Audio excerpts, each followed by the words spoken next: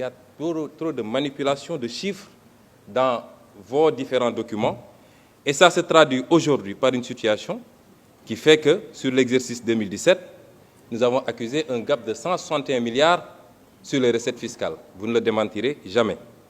Et ce gap-là va vous poursuivre. Et à la fin du premier trimestre 2018, on est déjà à un gap de 40 milliards sur les recettes fiscales. Ensuite, nous avons, et nous l'avons démontré, puisque personnellement j'ai saisi le FMI et je vous en ai fait ampliation, que sur les années passées, vous avez fait un dépassement de l'ordre de 216 milliards sur les ressources extérieures. Et c'est extrêmement gravissime, ça veut dire que tous les chiffres que vous nous donnez, nonobstant votre rengaine habituelle sur les notations ou je ne sais quoi, tous les chiffres sont faux. Et voilà les causes de la difficulté de trésorerie, malgré les dénégations.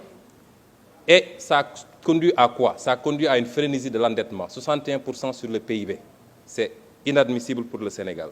Parlons des eurobonds. 100 milliards en 2009, 250 milliards en 2011, 250 milliards en 2014, 660 milliards en 2017 et 1184 milliards aujourd'hui.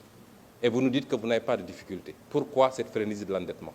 Pourquoi, dans le cadre de cette loi de finances-là, vous êtes encore dans cette dynamique de créer toujours et encore des taxes? Mais si on examine les 3 taxes que vous créez, prenons la première, la taxe spéciale du secteur des télécommunications. Elle vient remplacer une autre taxe de la même nature qui a été votée ici il n'y a même pas un an, en 2017. Qu'est-ce que vous avez changé? Puisque vous n'osez pas affronter les multinationales de télécommunications, vous leur donnez la possibilité de déclarer trimestriellement, ce qui est une violation de l'égalité des contribuables devant la loi. Parce qu'en matière de TVA, la déclaration elle est mensuelle dans tout le Code général des impôts. Vous avez reculé parce que les entreprises de télécom avaient dit qu'ils ne paieront pas. Et vous devez assumer d'avoir annulé la taxe sur les appels entrants. 50 milliards de recettes abandonnées par le président Macky Sall pour respecter une promesse de campagne faite au patronat, particulièrement le patronat français. Le prélèvement sur les compagnies d'assurance. Mais vous mettez une taxe de 1% qui va être encore supportée par le consommateur, alors que vous n'osez pas taxer les forts profits des compagnies d'assurance et les distributions qui sont faites. C'est là où se trouve l'enjeu. Mais vous êtes toujours en train de faire peser la charge sur les mêmes, c'est-à-dire le pauvre contribuable. Enfin, les prélèvements sur les opérations de consignation.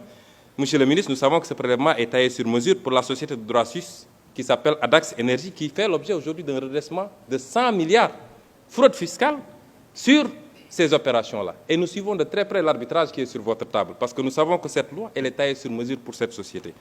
Et voilà que le président Macky Sall, sortant de son sommeil de Lyon, décore cette même société de l'ordre national du Lion.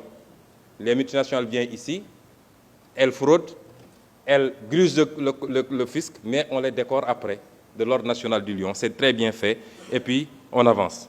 Et comme d'habitude, parce que ce qu'on ne dit pas assez, c'est que cette société est impliquée dans le scandale de la SAR avec les 8 navires qui ont été commandés sans passer par le conseil d'administration. 400 milliards, vous êtes très informés de ce dossier. Et c'est cette société qui est décorée aujourd'hui, et cette société qui mérite qu'on lui présente, qu'on fasse une loi spéciale, que nos 20 députés vont voter. Il y a une plainte aujourd'hui à Londres et une plainte au Sénégal. Notre Assemblée nationale aurait dû s'autosaisir si elle était digne de son nom. Et je sais très bien que le président de notre auguste Assemblée connaît bien cette société, presque propriétaire de Oryx, dont il a été lui-même actionnaire, même s'il se défend d'avoir cédé ses actions depuis 2006. Voilà ce qui se cache derrière cette loi de finances rectificative et comment le Sénégal est géré sous Macky Sall, c'est-à-dire c'est les lobbies, c'est les amis, c'est les intérêts et c'est la famille. C'est ça la gestion du Sénégal.